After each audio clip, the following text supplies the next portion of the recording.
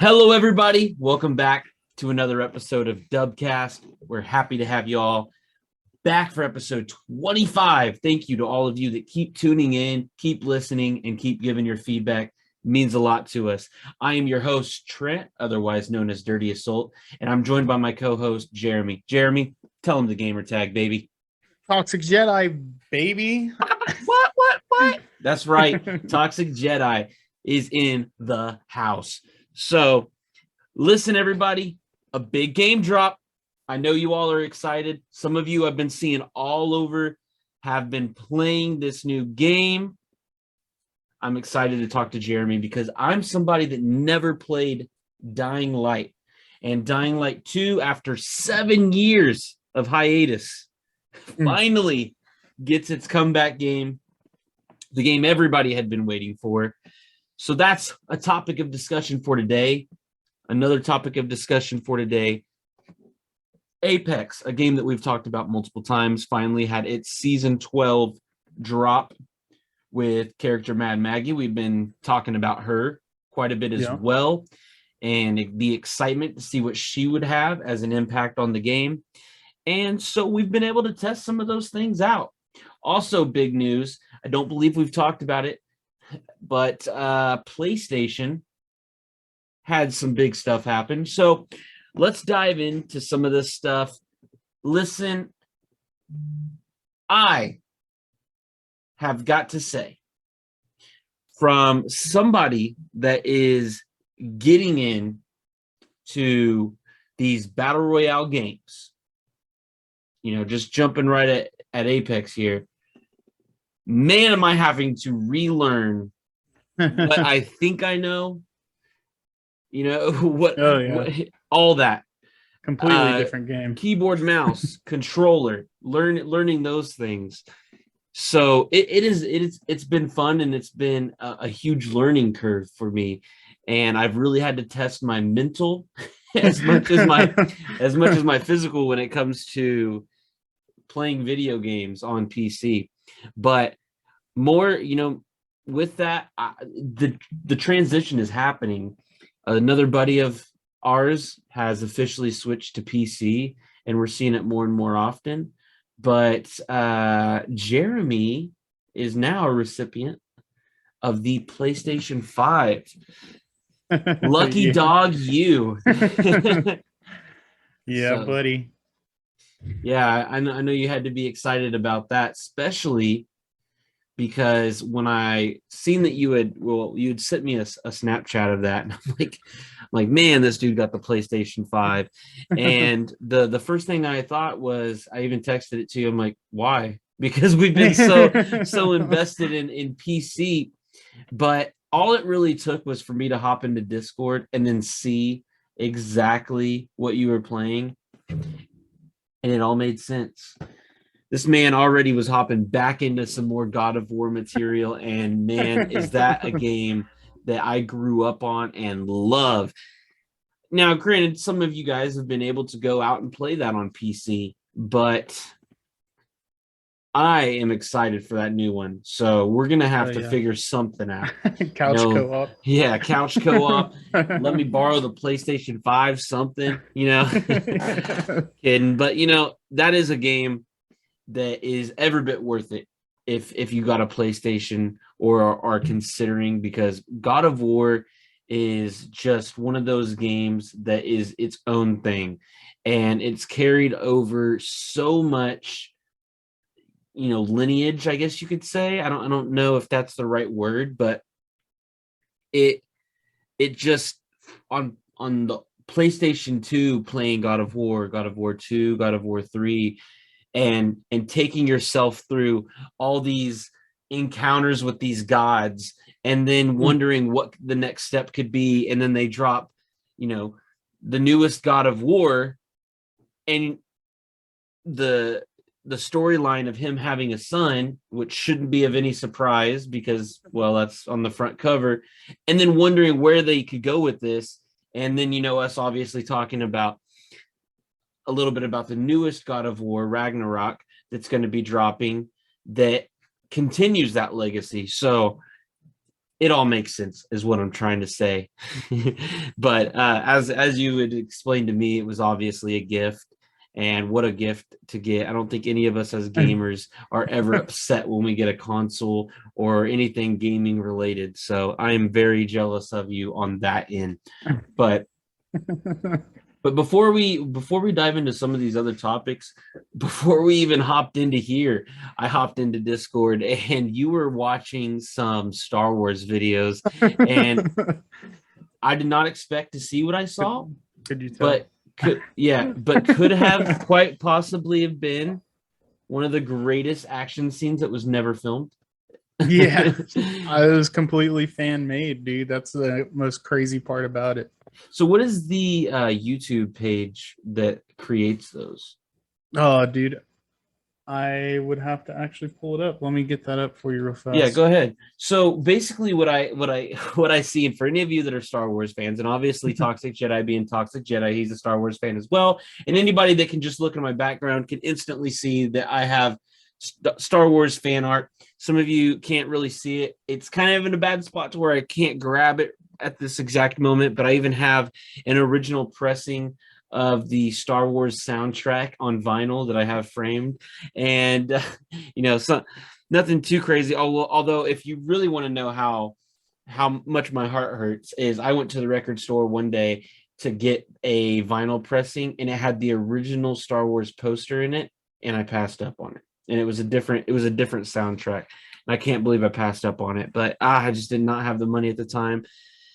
But I hopped into this Discord, and it's the scene that should have happened, right? We all, if you've watched Star Wars, know that there's the scene between Darth Vader and Obi-Wan Kenobi, and they fight, right?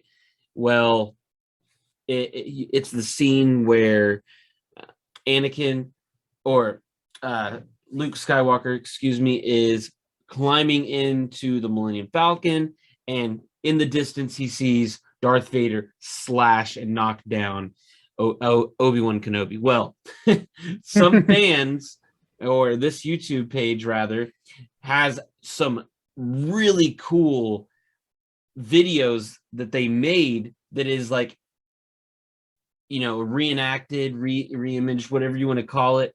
How it should have went down. Yeah, how it should have went down. And it's this dope fight scene that just looks like it fits perfect. What was that? Did you end up finding out what that channel was? Yeah, it's FX It in Post, all one word. Super confusing, but it's their top video. They have it on display, and they have like Flashpoint on here, all kinds of stuff. Punisher Reawakened, they redid. Cloud City reimagined.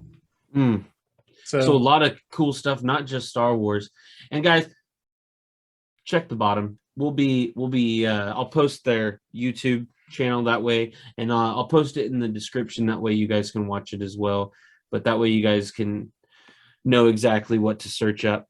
But yeah, really cool stuff. I'm excited to check out more of that because do you remember Rocket Jump? Rocket Jump was really big, and he's still doing some stuff. But I remember Rocket Jump being really big, like 10 years ago even. I think he got into it early 2000s, or maybe late 2000s rather. And I can't remember exactly when he got started, but it was just a guy. Was it Freddie Wu?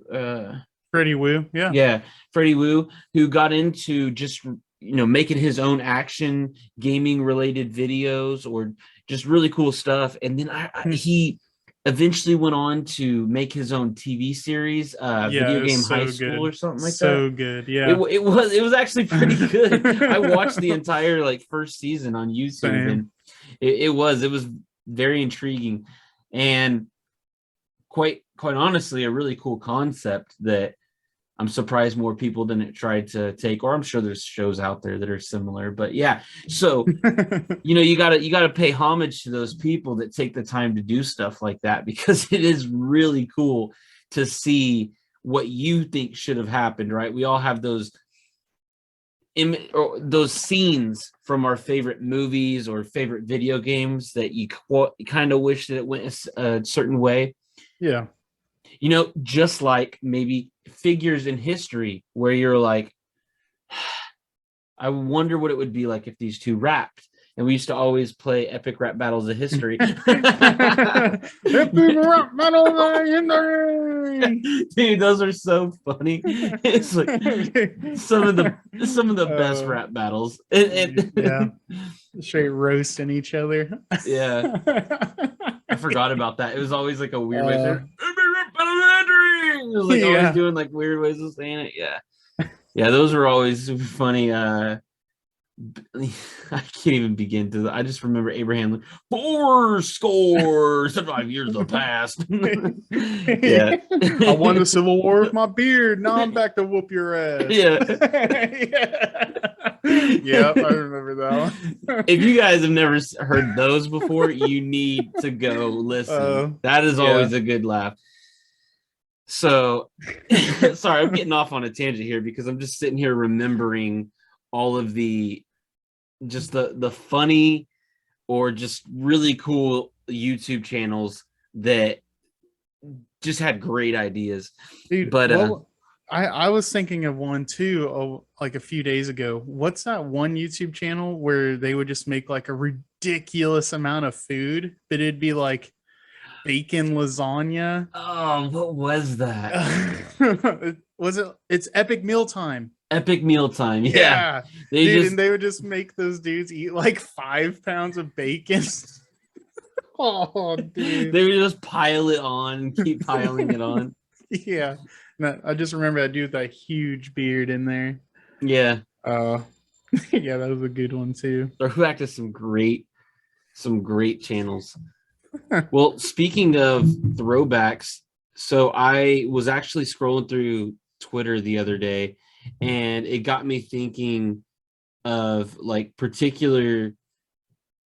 Well, I came across the Game Awards Twitter page, right? And they had this question, right? Name a game sequel that is overdue to be made, right? And I kind of wanted to bring that on because I thought that was such a great question, right? And it got me thinking, what are some old games that were so good that made you question, why don't we have a sequel?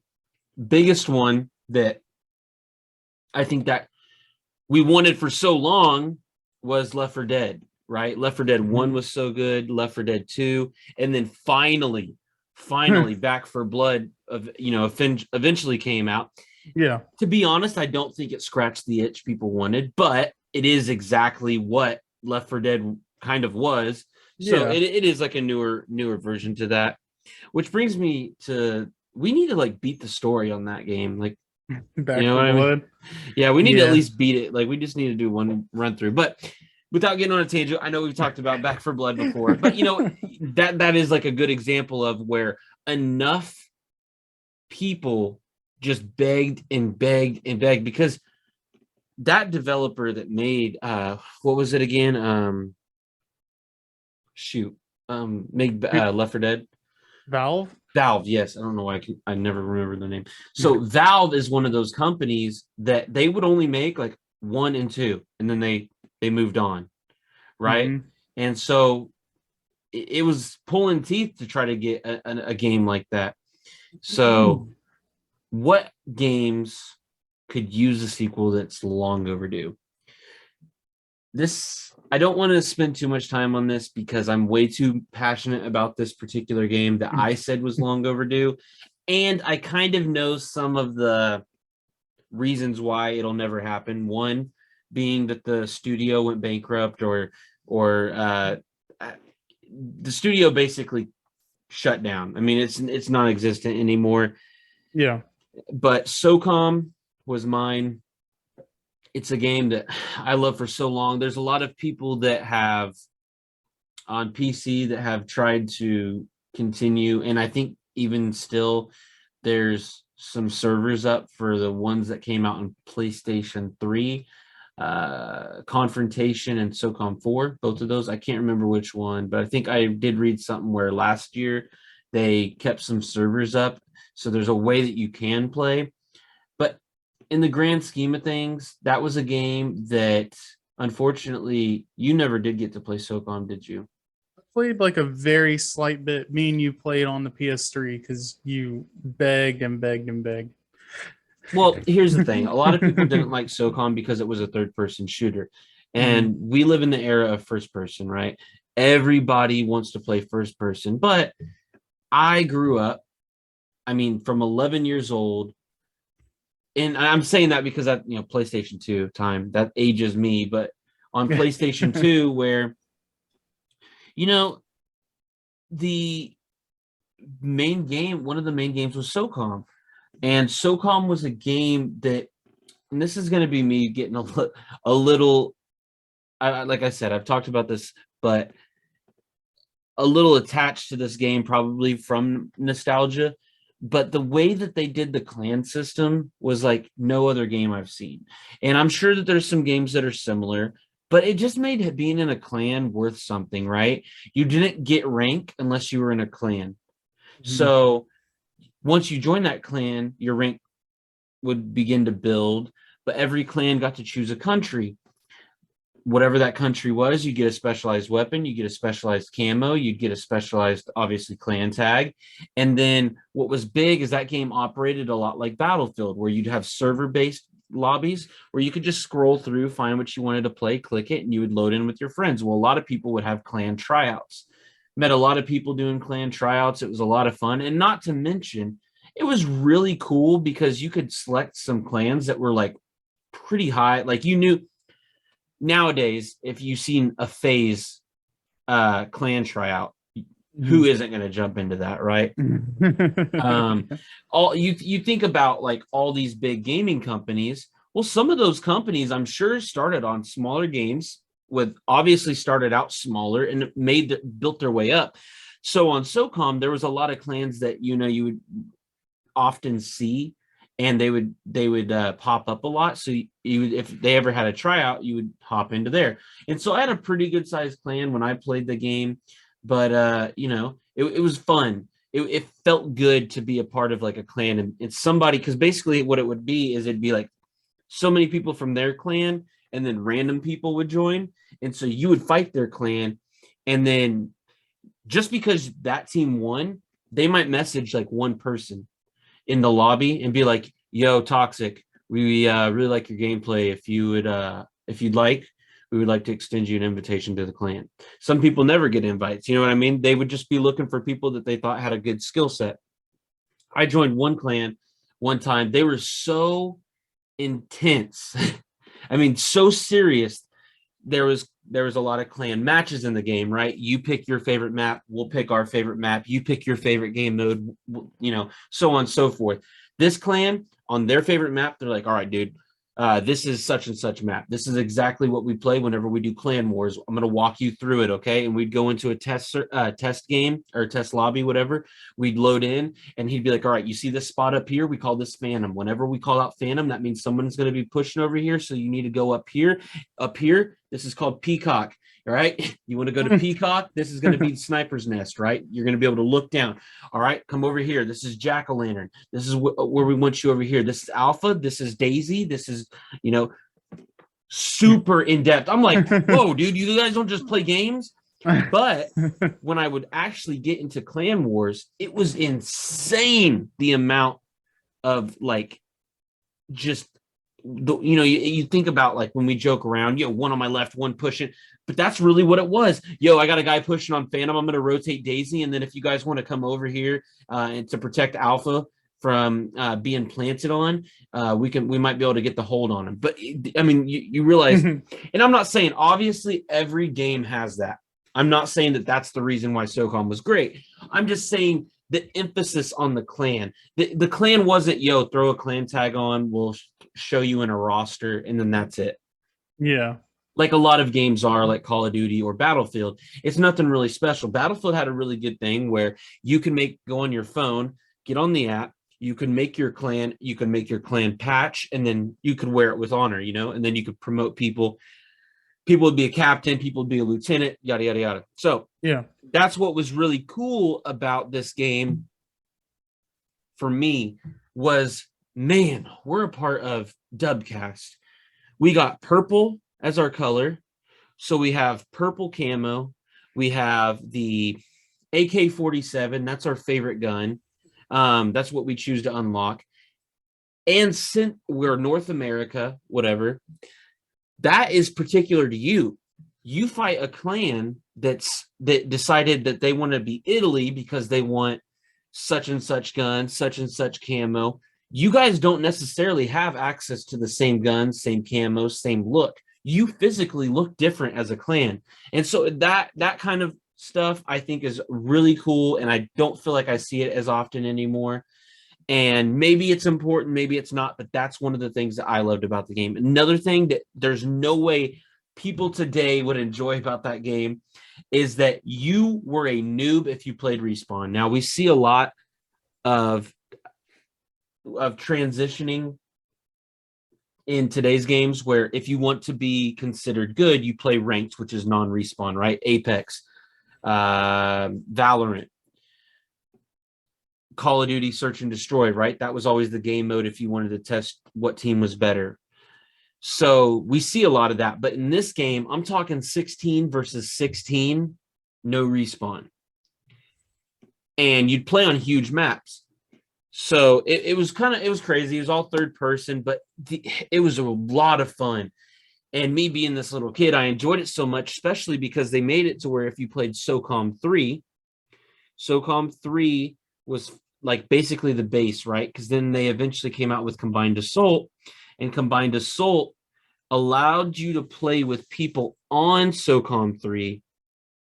But what happened is you just had access online to the Combined Assault maps, whereas people on SOCOM 3, if you were playing with them, they just couldn't play on the Combined Assault maps. If you were playing with people from the other game. So some people just didn't have the same game, but it was cool because it allowed you to mesh with people on the different games, right? Yeah. Essentially pre-DLCs is what it was, right? Before they actually had DLCs. And last little bit, and then I'll move on. I'm sorry to harp on this. I know you guys I have no care about this game. This is a game, but it was also a game where, whenever you would play these particular game modes, it would suck to have to sit there and wait on people. But it did well. And they also had open mic, so only one person could ever talk at a time, and that was like whoa. But another thing that was really cool that we've seen some games implement, I don't know if Call of Duty's implemented or not, but you could play co-op with friends. So you'd play the story mode, right? As you'd play the story mode, there was Easter eggs in the game. If you got all of and it would tell you what the challenges were. This particular game, every map had a hidden sausage. There's a random sausage on the map. You'd go behind a rock and you're like, what the hell? You pick up a sausage. And if you collected that on every map, you would unlock a gun, right? I can't remember if it was like the Magnum or one of them was the grenade launcher. So you would unlock secret stuff by completing challenges with your friends playing the story mode. As long as you got all of it complete, you would actually unlock stuff in the game that other people didn't have access to if they didn't take the time to play the story mode. And it was cool that you could play it with a squad of 4. Yeah. So really cool game, really cool concept. So real quick, why is this game not around anymore? Well, this game, it was Sony, and then let me look. But basically what they did is whenever they went to PS3, they passed it over to a different developer. And that developer, it was good, but what they tried to do was make it too much like Call of Duty, if I'm being honest. So Zipper Interactive, I don't know why I couldn't remember that, but yeah, Zipper Interactive, Sony sold it over, and then whenever SOCOM 4 came out, they became let me look this up as well because I should have had all this looked up. But when SOCOM 4 came out, so Zipper Interactive was still the developer for PlayStation 3 as well. But so they worked on that one, and they just, I think they did a decent job, but they definitely started making that push to where it would be too much similar to Call of Duty. They were trying to copy some of the similar tactics and move style, just some of the similar things to that, and people weren't a big fan of it. So it didn't really receive the same kind of love that you might, that it was typically used to having. And this is a game you have to understand was like, we were seeing PSP games come out. It wasn't just, on console, it was on the handhelds as well. So sorry if I'm going off on this rant right now, but Confrontation comes out, and then Slant Six Games takes over as the developer. And basically that pretty much buried the game. I actually enjoyed Confrontation quite a bit. It was fun, but again, it was just one of those games where it didn't receive the same kind of love.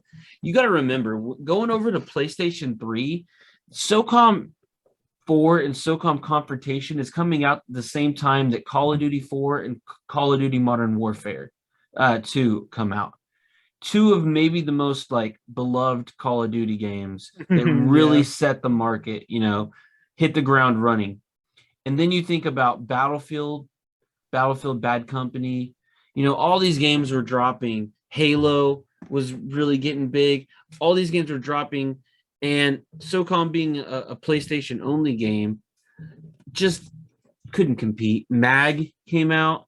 Medal of Honor was out, just saturated with these same style of games. So SOCOM really just did not receive the kind of support, and it got phased out. But I'm done talking about it. I'm sorry. I didn't mean to run your ear off, but you just care about that game, man. I just really love that game. My favorite game by far of all time. And I think that's probably crazy to say, but that's probably my most beloved game. And it's just the nostalgia, really. So Combined Assault, SOCOM is my game that I wish that they would try to make something, but there's a lot of other games on PC that are a lot like it. There's a couple of them that kind of have the same similar model, and if you're into that style of game, you can definitely play those and check those out. But I'm done ranting about my game and why I think that it should. Jeremy, is there a game that you think is deserving of a sequel, and for some reason you're still waiting? Half-Life 3. That's a great one. I never played Half-Life. I only played Counter-Strike, which Counter-Strike and Half-Life kind of like, Counter-Strike became like the online mode of Half-Life, I believe, and kind of split off and became its own thing, from what I understand. Yeah. No, that's just an old gamer joke. I'm pretty sure I just aged us by doing that. Oh, yeah, probably.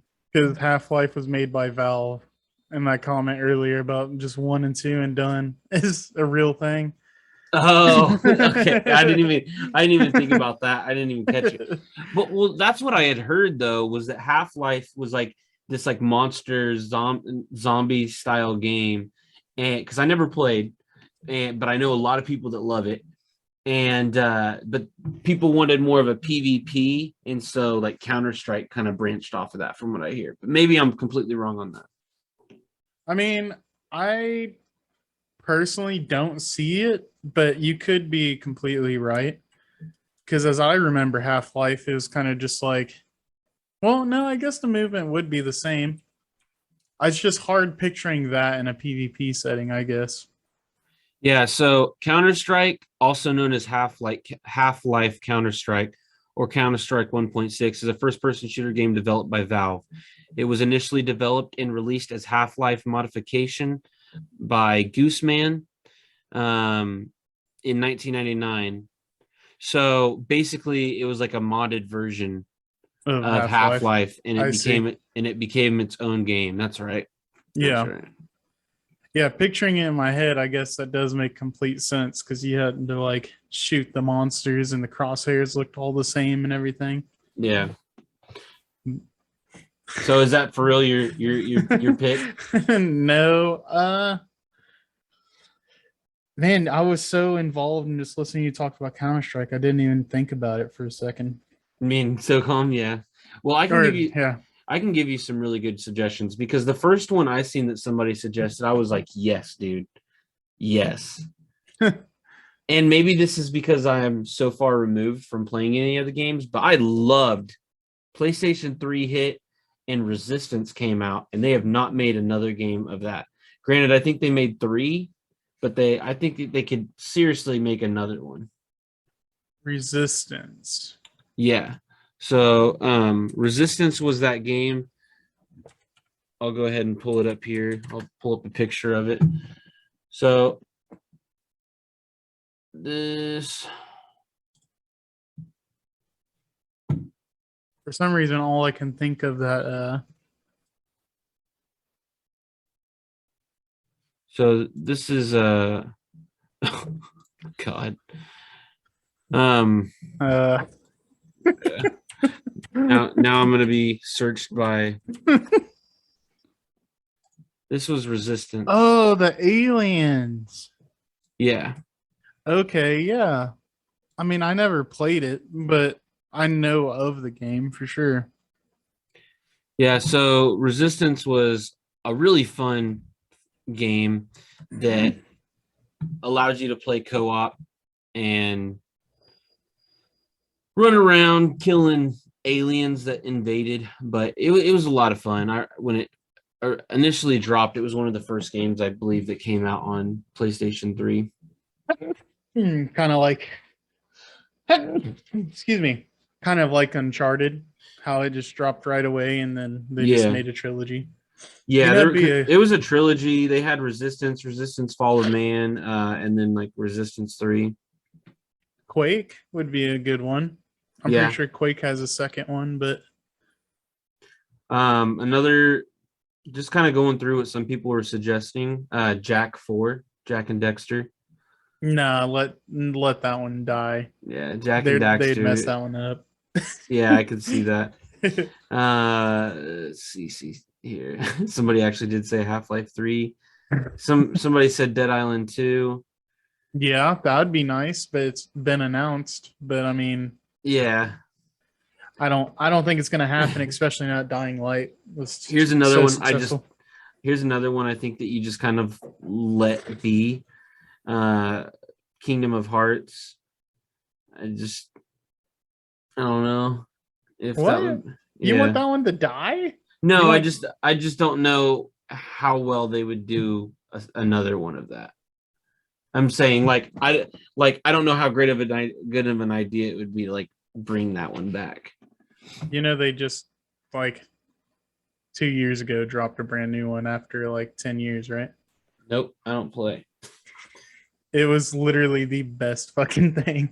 Was it really? Yeah, it was so fire. Well, maybe it's a different game. Oh, yeah. I'm an idiot. I thought this was okay. I'm gonna definitely get backlash.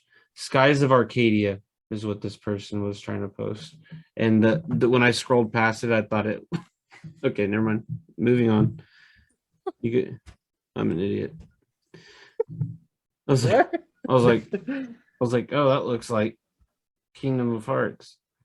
I never actually played Kingdom of Hearts though, so maybe Kingdom of Hearts is different, but the game I'm talking about is Kingdom Hearts. Or Kingdom Hearts, yeah. I don't know. Why you out here exposing? Yeah. No, I didn't never play Kingdom Hearts, the one that was like all the characters in like Disney? Disney, yeah. I never did play it, but I've heard a lot of good things. Yeah, that would be a good one. Let's see here. Gun was a fun game on PlayStation 2. Yeah, I don't know. There was a lot of really good suggestions. a lot of them were really old games that, you know, it's like, well, I don't know if now would be a good time to really bring that back, but I thought of some good ones. Some people say Witcher 4. Yeah. Did you ever play Xenoblade Chronicles? Yeah, I did. It was cool. Yeah, I think that's all you can really say about it. Yeah, I don't know if I would Really? say, come on. Mad Max. Mad Max was a good game. Yeah, that was a good game. Dude, what was that one game for PlayStation 3 with the camera and it like watched your movement, but you were like on hoverboards racing through the city? It's Sky something. That would be fire on PS5. Yeah, I don't know which one that would be. I remember playing that. That was like in my Guitar Hero era. Yeah. Or Guitar Hero. They can make a new Guitar Hero. Yeah. But anyways, those are something to think about. Send in what you guys think is worthy of a new saga or a new sequel, rather. So I'd like to know. But we need to get to Apex Legends. We need to get to Dying Light 2. I want to spend more time on those. Apex Legends Season 12 has dropped, and it is officially the 3rd anniversary of Apex Legends with Defiance, an all-new season that introduces a brand new 9v9 limited time mode with Control, a legend packed with punk rock attitude, which is Mad Maggie. And then they even brought back Olympus with the new Battle Pass and the new rate season and more. This is all coming from the Battle Pass patch notes from Apex so that I can give you guys all the information that you're going to need. So basically they say to further celebrate the game's 3rd anniversary and its amazing community, Apex players can unlock 3 top legends. This is something that is super cool. There's going to be 3 thematic packs plus 1 legendary pack for each one of them just for logging in the first 3 weeks. Week 1, if you guys have not logged in, log in. All you got to do is log in. Octane. I've already got some sick stuff unlocked for Octane. If you already have them unlocked, I'm sorry. I told my buddy at work, Octane, free this week. Get them. He goes, you're kidding me. I'm like, no, dude, it's for free. I just bought them last night. Like, oh, no, dude, no. So, unfortunately for that situation, but still, you at least will be able to get some cool characters. That's week 1. Week 2 is going to be Watson, who Jeremy just bought. But, you know, at least you'll be able to get your a legendary pack and stuff like that. That'll be cool, the thematic packs. And then week 3, Valkyrie. So be on the lookout for that. Now, if you guys keep up with this game, Mad Maggie is going to be the newest character, right? Mad Maggie is a cutthroat warlord and an Outland's meanest mad lass. Sorry. Cutthroat warlord and the Outland's meanest mad lass is back, and she's coming into Apex games like a wrecking ball. Foreshadow. Basically, what this girl can do, besides rip off Fuse's arm. If you've watched the video, go and watch what her newest video for her character. You're going to be forced to anyways if you're logging into Apex. But really cool video. And they hinted to a couple things, so people were speculating. Well, now we know what her abilities are. Her passive, Warlord's Ire, is temporarily highlight your enemies you've damaged. No movement speed penalty when wielding shotguns. So that's something cool as well. Then there's the tactical, which is the Riot Drill. This is going to be you fire a drill, it attaches to the wall, right? Or to an obstacle rather, and then it burns enemies on the other side of it. So somebody's like hiding on the other side of a building or on the other side of a wall inside of a room or something. You slap it on the wall and then it'll shoot out a flame. Does a decent amount of damage. But the key is you're going to want to get the wrecking ball, which is her ult, right? Throw a ball that releases speed boosting pads and detonates near enemies.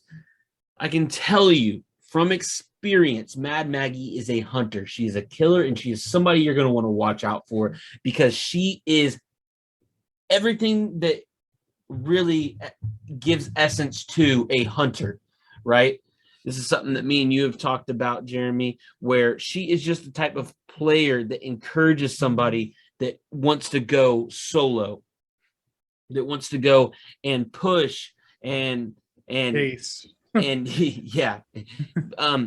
Whether or not I think that this is going to be I think this is going to be a character you're going to need a little bit of skill for to kind of know good movement styles, because I think that the wrecking ball, you're definitely going to want to throw that at the team, but people are obviously going to move out of the way whenever they see it. But you're going to get those speed boosting pads, which are going to be great for your team. So great character to help push into that battle. And then that Warlord's Ire, I think, is going to be the key. That being able to highlight people when you shoot them, you could probably shoot them through the wall, and then they're going to be able to highlight, and then you'll know if they're in there and be able to kind of follow them with that. Going to be nice.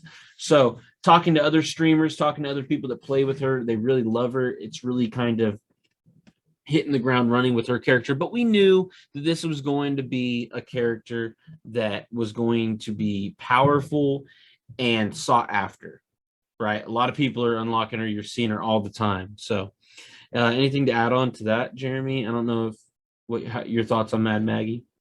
I mean, honestly, she's going to be real clutch when it comes to arenas or anything, because you can mark them, and as soon as they run to cover the throw on the shield, you just throw that drill on. Next thing you know, now they're pushed out of the corner. You throw in the ball. You and your team are all rushing that individual because you know their teammates are trying to back them up. I mean, the formula is there for chaos. Yeah. I think she'd be an excellent. She's going to be a team player in the sense of she's going to provide that Octane the huge push that he needs, because he's already fast. Yeah. So you just get him in there. I mean, it's done. Yeah, it'd be crazy to see what kind of like combinations you get with her on other teams, to see what would really complement her well. Yeah, I'm calling it right now. It's gonna be Mad Maggie, Octane, and Lifeline. That'd be pretty nasty. Yeah, to have a team, two people that can push insanely well, and then you just have someone that can either get them up mid push or heal them after the push. I don't know. That might be a force to reckon with. I wonder if that multiplies then. If Octane is popping his speed boost and then running over speed pads. That'd be terrifying. You just see a streak. Like, what is going on, man? Yeah, and especially the movement that people have already developed with Octane anyways, dude, that'd be such a hard target to shoot. Yeah. Well, what we've seen as well, for anybody that has checked it out, Control is a new game mode that they brought in that gives a new style of play for this game. You're going to get into 3 teams of 3, so 9v9, and you're going to have A, B, and C. This is going to be essentially domination, right? Who can hold more flags? And everyone's going to be able to have their ultimates. They're going to be able to have their tactical abilities. What you're going to run into, though, is you do not need to worry about your armor. Your armor is going to your armor is going to automatically regenerate. You're just going to need to heal yourself. I mean, everything is going to be automatically regenerating. You're just going to need to be careful of that, since you can't pop like an instant shield boost. You can just pop your med kits and stuff. So now there's going to be care packages that are dropping in that you're able to get weapons or armor that way to increase your armor. So it's a lot of fun. Me and you played it today, actually, and was it today? Yeah. We played it today, actually, and I had a lot of fun playing it. I could see it being a great time killer whenever you just want to have fun with friends, because it does it's not as sweaty so far that I've seen as you would think. Yeah, I mean, it's definitely one of those things that you can actually solo queue in and not have to feel guilty or anything like that. You can just get in and kind of practice for your first few, and then you jump into real encounters. Yeah, great warm-up match. I could see that for sure, yeah. So go check it out. It's a lot of fun. Again, it's not going to be something that's ranked, but it's a limited time mode, so you owe it to yourself to at least go give it a shot. But for those of you wondering on the map situation right now, Olympus map is back in rotation more predominantly, and it had an update, right? Someone or something has hacked into Olympus Phase Runner, sending the floating city crashing down and creating destabilizations across the city to change the face of the map, perhaps forever. Players will experience malfunctioning Olympus with new terrain exposed and more POIs than ever. And that's not all. Expanded map spreading squads out more, so the map's center area, labs, and estate isn't the only go-to combat zone each game, and reducing the frequency of spontaneous third parties. Yeah, that's a lie. I get third-partied every match by at least 3 third parties. Better rotational options to help players get around and out of dangerous choke points. That is true. A lot of just passages and ways that you can push in and out of zones. I do see a lot of that. New interactive map toy and play spaces to help attract players into new areas, creating fresh new experiences for Olympus. Guys, a boxing match. Be ready for that. That's a lot of fun. You drop into the ring and you have immediately, for one, you can't use guns in the ring, but there's 100% people waiting outside that ring. So just be prepared. But you drop in there and then you can go in there, throw fists. A lot of fun. Also, one thing I noticed, which I don't know if it's been around in the game, like I'm new to the game, so Jeremy, this might be more of a topic for you, but there's like these little robots that stand inside some of the rooms or some of the buildings. If you go up to them, they'll spit out attachments. It's almost like I went up to one today and it spit out 3 purples. I was like, oh shit, it was like extended mag and all sorts of stuff. So you go up to those and it'll give you some stuff. So some loot. Kind of an Olympus thing. Yeah. So players in the regular play Apex queue will drop exclusively into Olympus for the first week of the season, after which we'll add Storm Point and Kings Canyon into the rotation. Kings Canyon? I've never played either, so I'm excited to see what that is like. Bro, Kings Canyon is like chef's kiss. Yeah. Beautiful. So for those wondering, some Storm Point updates that you need to be aware of: Prowler damage reduced, increased Prowler nest. Looks like reward from 90 to 150 crafting materials. Let's see. Overhauled wildlife targeting rules to use damage as the primary factor, which should help wildlife targeting feel more fair and less random. Prowler den spawns are now disabled when they are 2 teams inside the same nest. Prowlers are now neutral when outside the ring unless engaged in combat. So just a lot of Prowler stuff. Wandering Prowlers in small wildlife nests have been reduced from 3 down to 2, and their wander radius is reduced by half until they are engaged in combat. So making them less, of a pain in the ass. Made some tweaks that should help squads clear Prowler nests quicker. Gave a slight increase to high tier consumable drops on all wildlife. Nice. So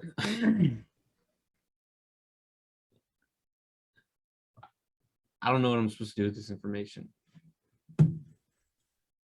I mean, just don't mess with Prowlers, man.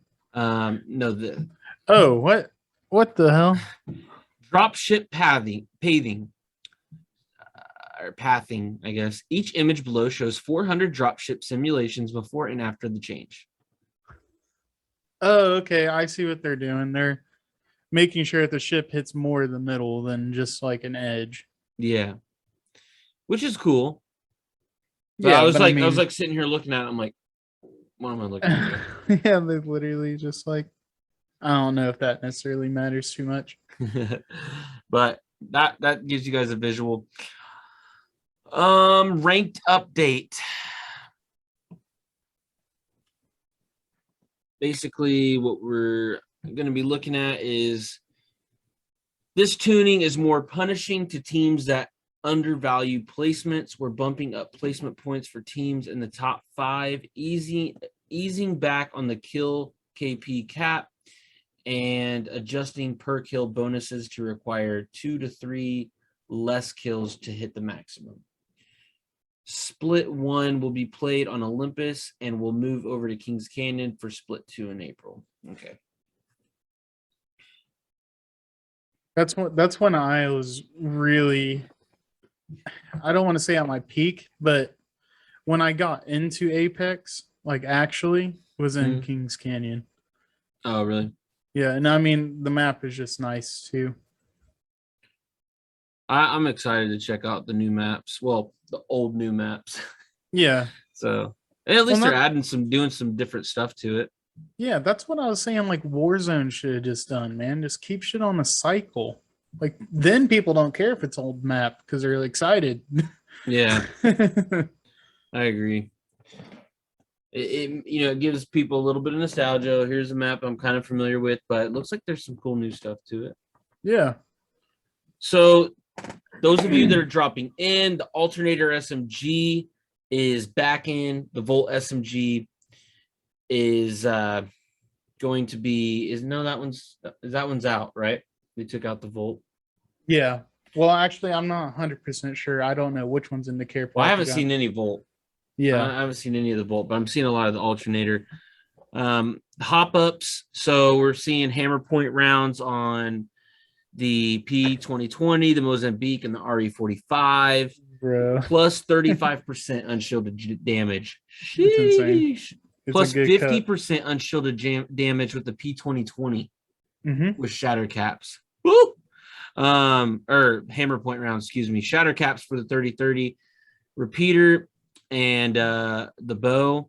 So, hit fire for both weapons. ADS remains precision shot, no longer able to toggle on off. 30-30 pellet damage reduced from 8 to 7. Bow pellet damage reduced 12 to 11. Triple take, remove projectile growth from bullets. Damage reduced 23 to 21 per bullet. A lot of damage buffs. You guys know. I'm just want to hit some of these bigger things. There's some bugs and fixes as well. So just go check that out in the patch notes.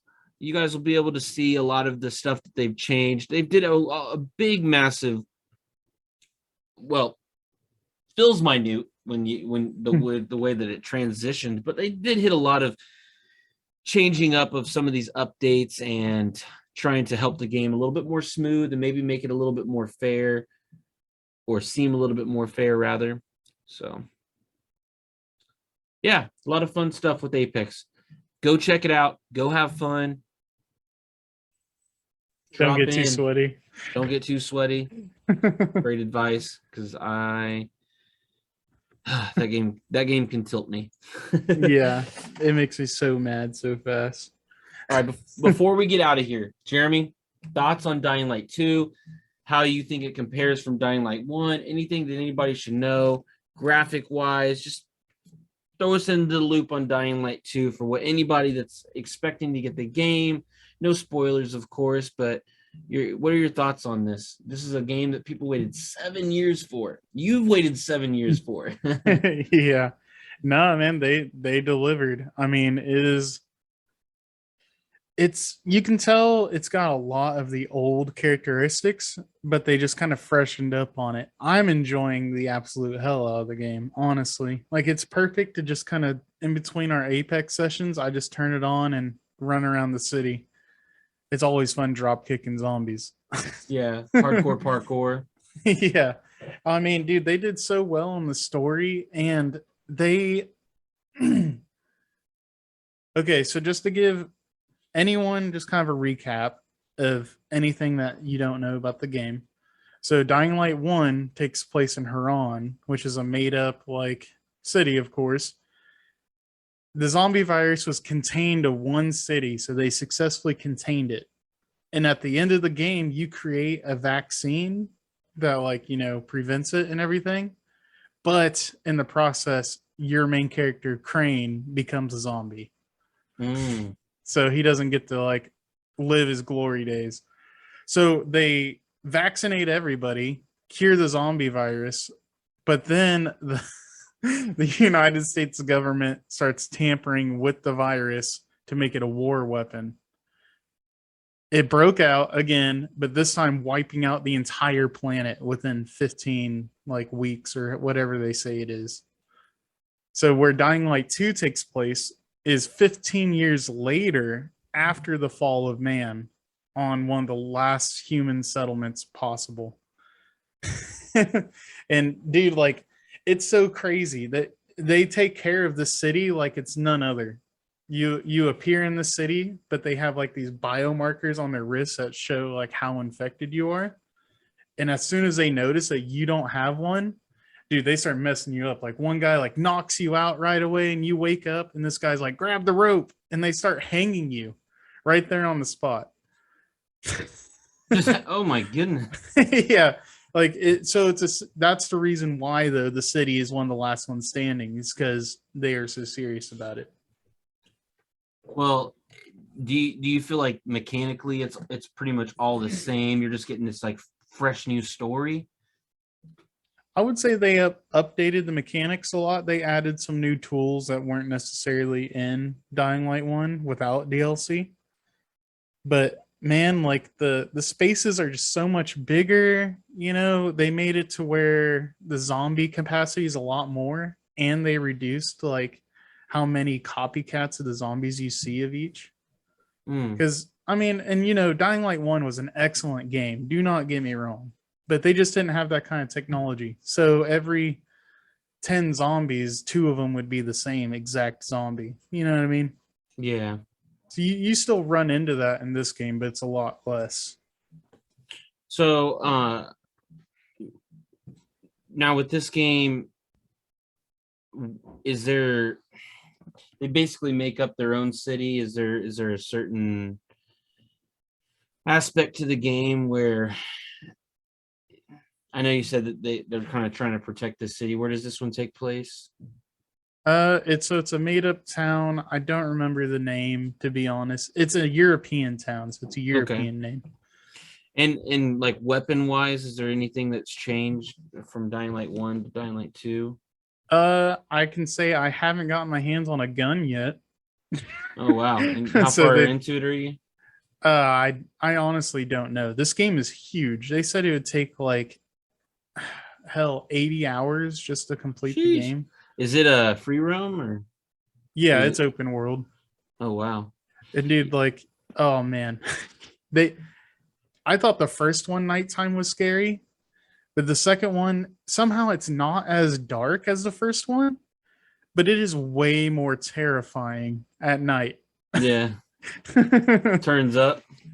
Yeah, like, so in the first one, the pure fear was it would just go pitch black. You'd have this little flashlight. You could see zombies like 20 feet in front of you, and that's it. And you'd have to run to the nearest light. You know what I mean? Mm.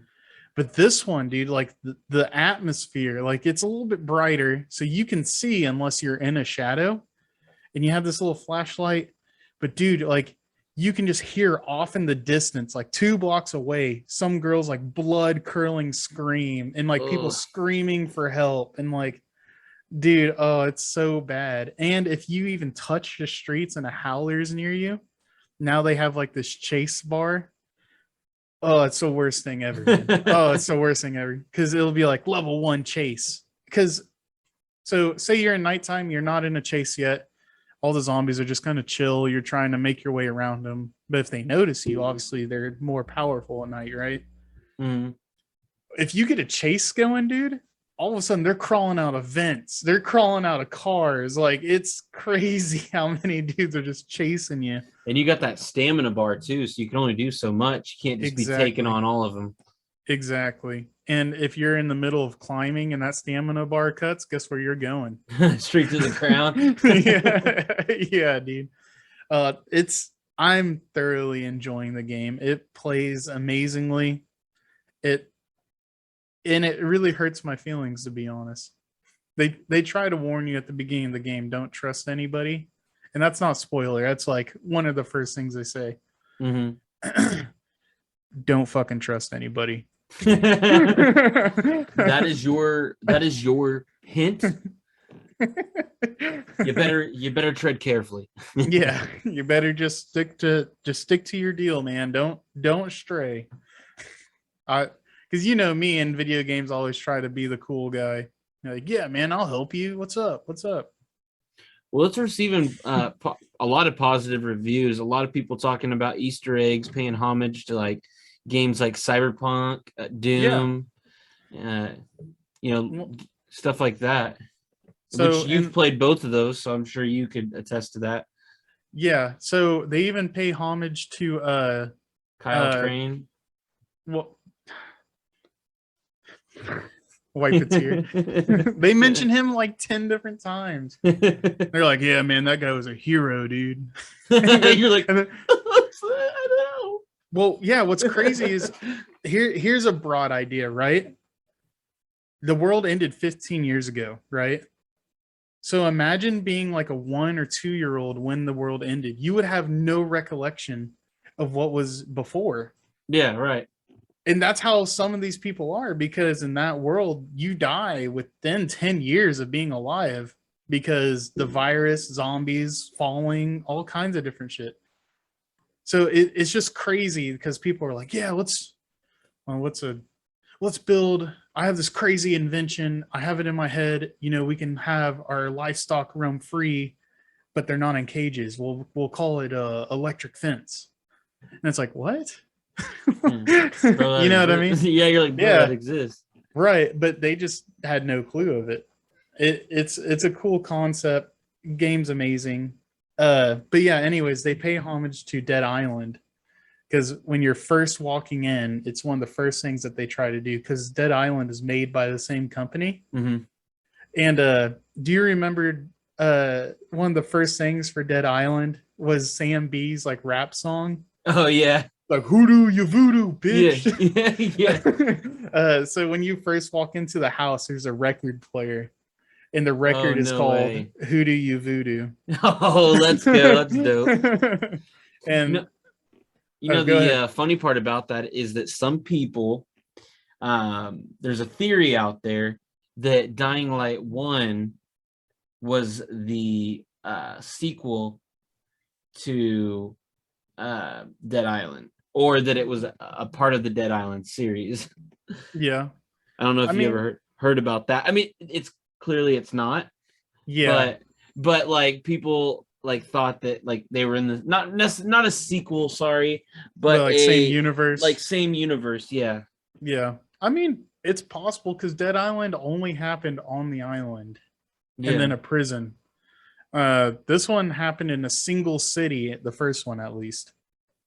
I don't know. And they were both made by Techland. So, I mean, maybe they meant for that. Mm-hmm.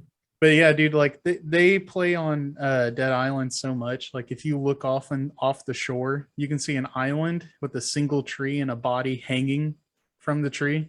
Oh, which is literally the logo to Dead Island. Yeah.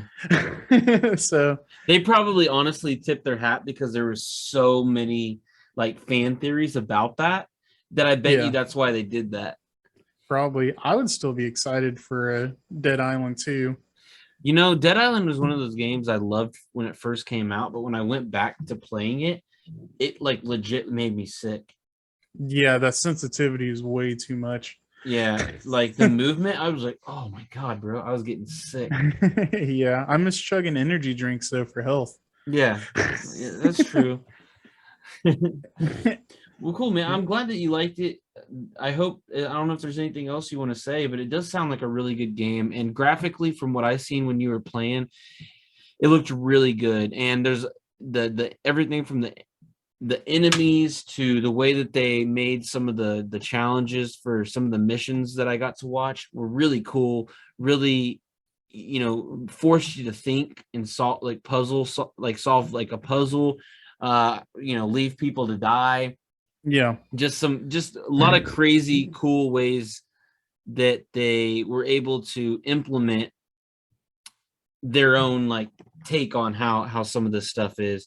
I guess you could say just everything from combat that I watched, a lot of seeing the parkour firsthand from what I had heard. Yeah. It makes it a little Yeah, you gotta like look where you're like jumping and stuff. feeling a lot more realistic in terms of just how it looked to how the movement was. Yeah. So I think it looks like a really great game. And clearly they put a lot of thought and time into this game in order to make it a sequel that people really wanted. So I encourage a lot of people to go out there and check it out. I'm going to continue to watch your gameplay and check it out for the time being and hear more and more about how you're feeling. But Yeah, definitely go check it out. And if Dying Light 1 was one of those games where you're like, oh, the story just isn't thick enough for me, which it was kind of lacking a little bit. It got better at the end. Mm-hmm. Dying Light 2 does not suck in that aspect. They took that and like, that story is juicy from the beginning. Right now, I don't even want to continue in the story because I have so much anxiety for all the bad decisions I've made. And like, I'm at a point where some of them are going to start coming to light. Yeah. And you make some pretty, and I forced you to make some of those decisions. Like, bro, what should I do? I'm like, sorry. Yeah, man. When we finish up here, I'll tell you what I'm talking about. But yeah, they're not too good. Not too good. Well, real quick, guys, before we get out of here, I just want to briefly talk about This Day in Gaming, a segment that we had talked about last time. I think it's really cool just to take a peek and just kind of look at it. This Day in Gaming, which is a big reason why I wanted to talk about this today. Today, for those of you wondering, is February 9th for us as we are recording. So I thought I'd take a look. And for 4 years ago, we had the 7 Deadly Sins, Knights of Britannia. I hope I pronounced that right. Probably not. It's probably I'm pretty sure it's probably Britannia. Now that I'm looking at it. On PlayStation 4, Nintendo Switch, Dragon Quest Builders, Jeremy's favorite game. 5 years ago, Cyber Dimension Neptuna 4 Goddess Online was released in Japan, and 3DS Dragon Quest Monsters Joker 3 Professional. Let's get to 6 years ago, February 9th, 2016. Breath of Fire 3 dropped on the PSP. PlayStation 4 dropped Dying Light, the following enhanced edition. Nice. So thought that was really cool with us talking about Dying Light. I just wanted to bring that up. Final Fantasy 9 came out for iPhone and iPad. Big news. PlayStation 4 Firewatch, which I think you even played that game. Yeah. Firewatch is hella good. Was that a side scroll? No. It was kind of just like I don't want to call it an open world, but just kind of like a nice stroll through a path. Okay. Also, Naruto Shippuden Ultimate Ninja Storm 4. Great game, fun. Yeah. Let's look. Oh, another big one. February 9th, 12 years ago, back in 2010, on PC, PlayStation 3, 360, Bioshock 2 dropped. Ooh, so that's a good one. Yeah. PlayStation 3 and 360, also Dante's Inferno. That was a good one too. Let's see here. 18 years ago, Game Boy Advance dropped Metroid Zero Mission. 20 years ago, Game Boy Advance dropped Super Mario World, Super Mario Advance 2. And then here's one. 24 years ago, James Bond 007 dropped. GoldenEye? Yep, the original James Bond 007. Oh, okay. On Game Boy. Still solid. Yeah. Then 26 years ago, Bahamut Lagoon dropped. game in another Japanese game, and another Japanese game 34 years ago in 1988 dropped on the NES, Contra. So, getting all those games in there. Some really cool games that just so happened to drop this day in gaming. So I always kind of like to briefly go over some of those as we're recording, because it's always just interesting to see what came out. Yeah. I wonder what helps them decide, hey, February 9th is a good day. Yeah, well, a lot of it probably being a Friday, or a Monday being when they drop. So let's go ahead and get out of here, man. I don't want to keep you guys too long. I appreciate you guys for joining us. I appreciate you guys for tuning in. Hope you guys got some good information for Apex and Dying Light, so you guys can immediately go dive into some of those games. But I appreciate y'all. Please head on over to all of our social medias. If you enjoy any of them, drop a follow, comment, like, go over to YouTube, watch the video, subscribe. You guys know what to do. Smash that subscribe button. Yeah, smash it, baby. We appreciate all of you. Thank you so much for your continued support for Dubkast Gaming Podcast. Just remember, wherever you are, whatever you're playing, we here at Dubkast, we're going to get you one step closer to clutching that dub. Thank you, everybody. Y'all have a good one. See you later, guys.